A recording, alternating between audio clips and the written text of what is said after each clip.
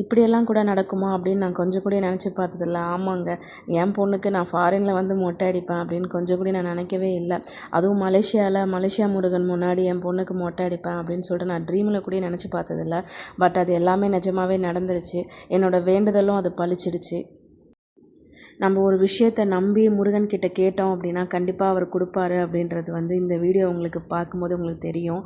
ஏன்னா என்னோடய எக்ஸ்பீரியன்ஸு, அதுக்கப்புறம் என்னோடய ஹாப்பினஸ்ஸு எல்லாமே நான் இந்த வீடியோவில் ஷேர் பண்ணியிருக்கேன். கண்டிப்பாக இந்த வீடியோ உங்களுக்கும் பிடிக்கும். வீடியோ ஸ்கிப் பண்ணாமல் பாருங்கள். வாங்க வீடியோக்குள்ளே போகலாம்.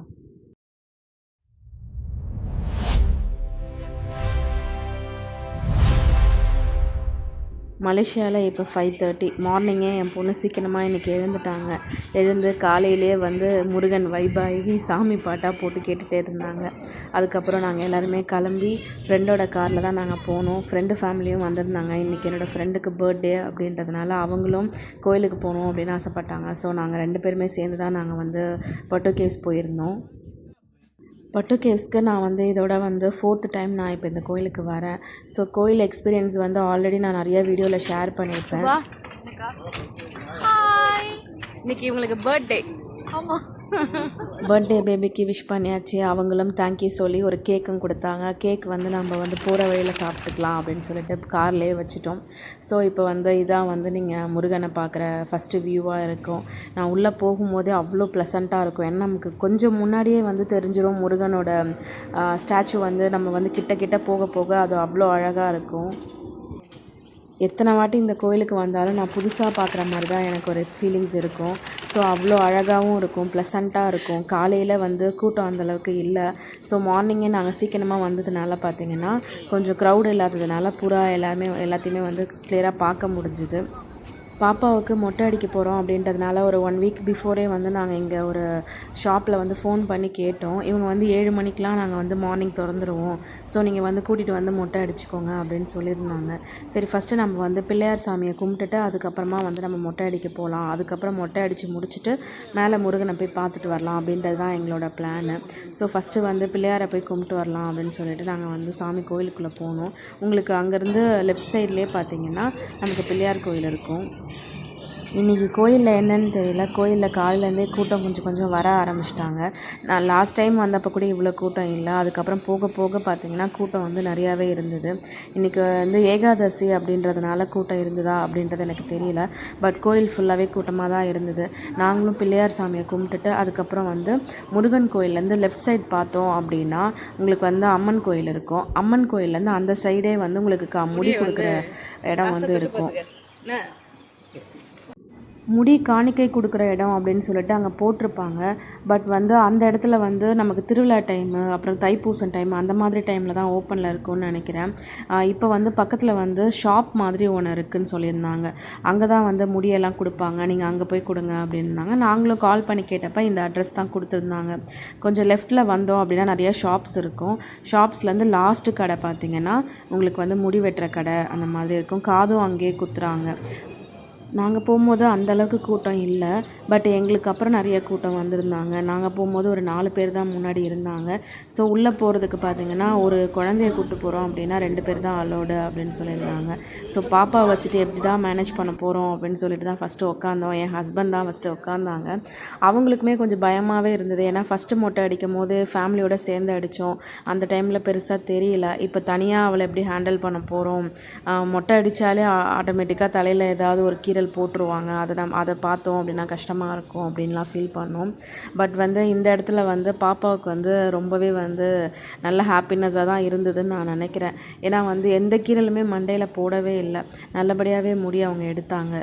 நாங்கள் பண்ண தப்பு என்ன அப்படின்னு பார்த்தா, ஸ்டார்டிங் அவள் நல்லபடியாக தான் உட்காந்தா. நாங்கள் 2 நாளைக்கு முன்னாடிலேருந்தே பாப்பாவுக்கு வந்து மொட்டை அடிக்கிறத பற்றி சொல்லிட்டு இருந்தோம்.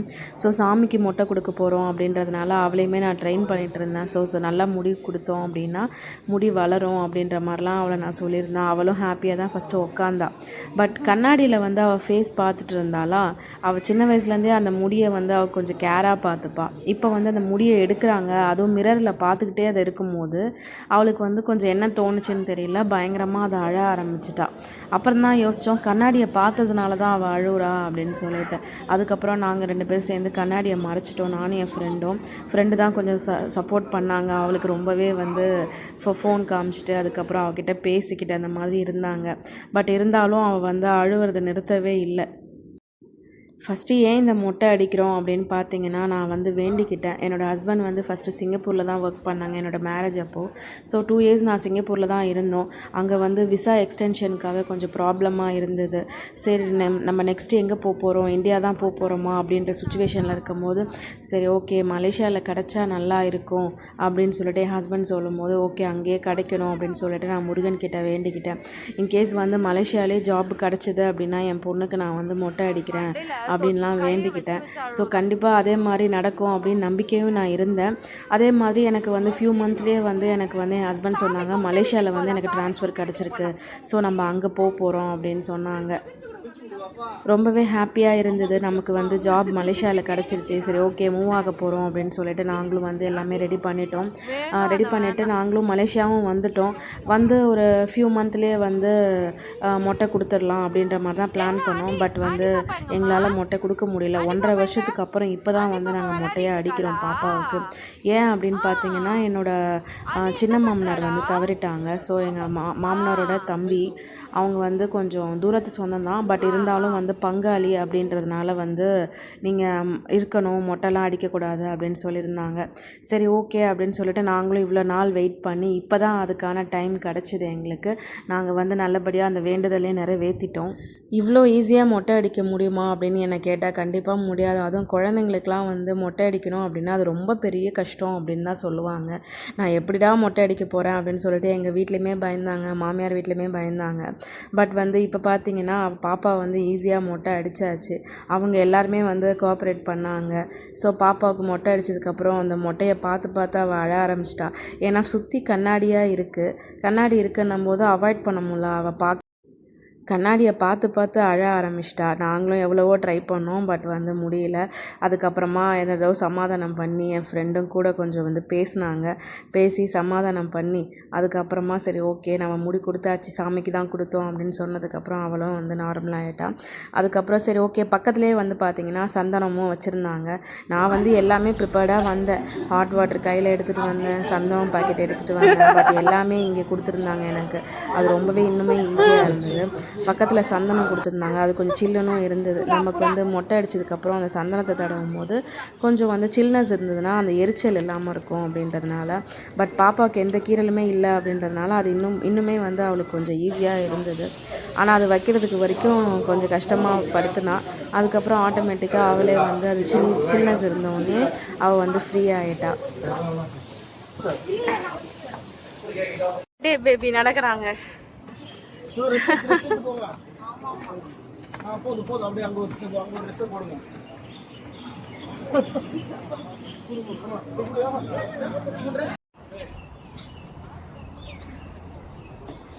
போட்டோ எடுக்கலையாடா?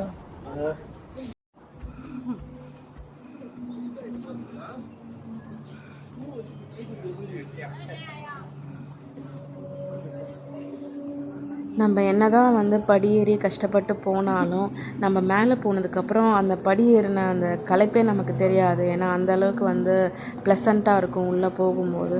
ஸோ அந்த எக்ஸ்பீரியன்ஸ் வந்து நீங்களும் ஒரு வாட்டி கண்டிப்பாக ட்ரை பண்ணி பாருங்கள். மலேசியா வந்தீங்க அப்படின்னா கண்டிப்பாக இந்த முருகன் கோயில் நீங்கள் வராமல் இருக்கக்கூடாது.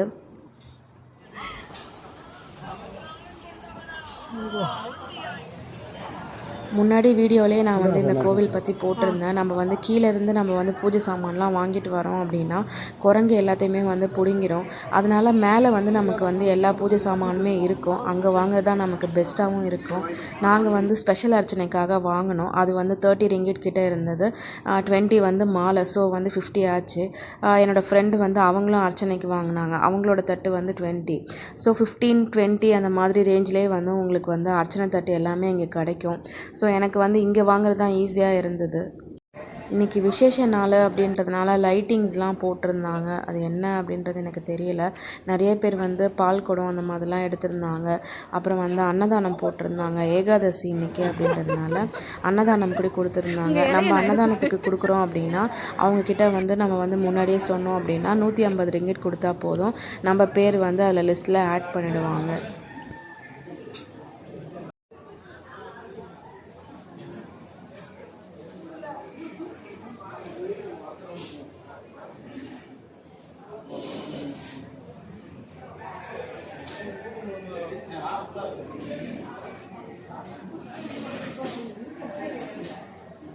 இந்த கோயில் எப்போ வந்தாலுமே வந்து ஒரு நல்ல எக்ஸ்பீரியன்ஸ் தான் எனக்கு கொடுக்கும். இந்த வாட்டியுமே அந்த மாதிரி தான் எனக்கு இருந்தது.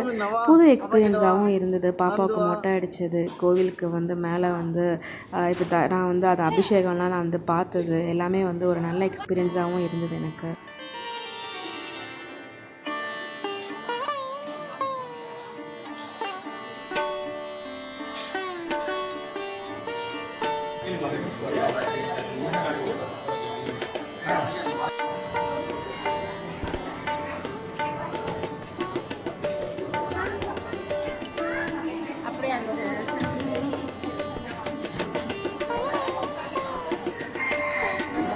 கீழே வந்து தனியாக முருகன் இருக்க மாதிரி இருக்கும். மேலே போனோம் அப்படின்னா வந்து வள்ளி தேவி யானையோட பார்க்குற மாதிரி இருக்கும். நல்லா அலங்காரம் பண்ணியிருந்தாங்க. சாமியோட ஃபேஸ் பார்க்கும்போது அவ்வளோ ப்ளசண்ட்டாக அவ்வளோ நல்லா இருந்தது. பார்த்துட்டே இருக்கலாம் அப்படின்ற மாதிரி இருந்தது. இன்றைக்கி கொஞ்சம் கூட்டம் அதிகமாகவே இருந்ததுனால கொஞ்சம் தூரமாக இருந்து தான் சாமியை பார்க்குற மாதிரி இருந்தது. பக்கத்துலேயே வந்து சாமியை வந்து மறுபடியும் வெளியில் வச்சுருந்தாங்க. அங்கே வந்து சாமிக்கிட்ட வந்து கயிறெல்லாம் வந்து கட்டிகிட்டு இருந்தாங்க. அதுக்கப்புறம் நானும் போய் என்ன இது கயிறு கட்டியிருக்கீங்க அப்படின்னு சொல்லி கேட்கும்போது அங்கே இருக்கவங்க சொன்னாங்க 45 நாள் சாமிக்கு வந்து பாதத்தில் வந்து வச்சு பூஜை பண்ணது இந்த கயிறு. ஸோ இதை கட்டினா வந்து கண் சக்தி எதுவும் அண்டாது அப்படின்னு சொல்லியிருந்தாங்க. சரி ஓகேன்னு சொல்லிட்டு பாப்பாவுக்கும் ஒன்று கட்டலாம் அப்படின்னு சொல்லிட்டு கட்டினோம். 3 ரிங்கிட் கிட்ட வாங்கினாங்க. அதுக்கப்புறம் பாப்பாவுக்கு கட்டி அவரே வந்து கட்டியும் விட்டுட்டார்.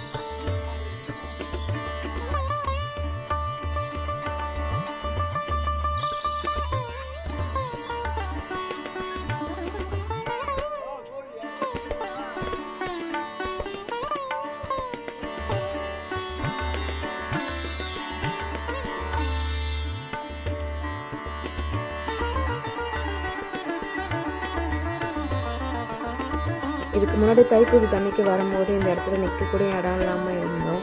இப்போ வந்து கொஞ்சம் காலியாக தான் இருக்குது. பட் அதோடய பிளேஸஸ் சுற்றி பார்த்தீங்க அப்படின்னா நமக்கு வந்து கொஞ்சம் வந்து டிஃப்ரெண்ட்டாக இருக்க மாதிரி தான் ஃபீல் இருக்கும். அங்கங்கே உங்களுக்கு வந்து சேஃப்டிக்காக நிறையாவே வந்து கம்பி அந்த மாதிரிலாம் கட்டியிருந்தாங்க. ஸோ கொஞ்சம் யாராவது நடக்க முடியாதவங்க வராங்க அப்படின்னா கூட அதை பிடிச்சிட்டு ஏறுறதுக்கும் இறங்குறதுக்கும் உங்களுக்கு வந்து ஈஸியாக இருக்கும். நல்லபடியாக சாமியெல்லாம் கும்பிட்டுட்டு பாப்பாவையும் வந்து மாலை போட்டு கீழே கூப்பிட்டுட்டு வந்துட்டோம். இறங்கும் போது கொஞ்சம் ஈஸியாக இருக்கும் ஏறுறதை விட. ஏறும்போது கொஞ்சம் டஃப்பாக இருந்தாலும் இறங்கும் போது உங்களுக்கு வந்து இறங்குறதுக்கு கொஞ்சம் ஈஸியாக இருக்க மாதிரி தான் இருக்கும்.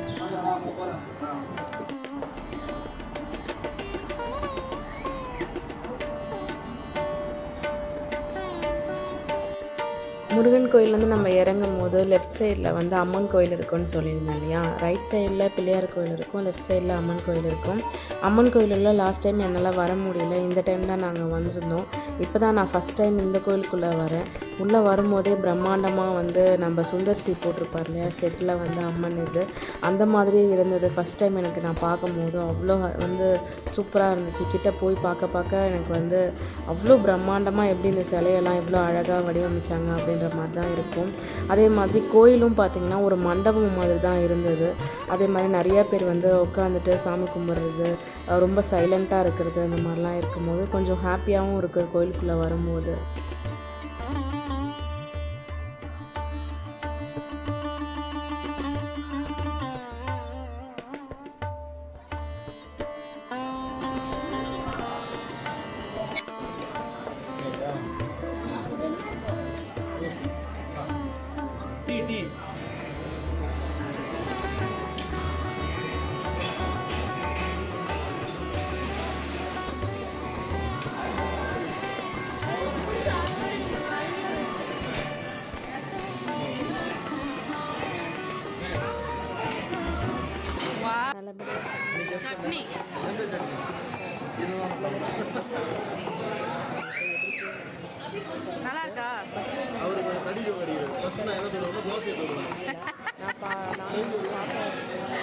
நல்லா இருக்கா?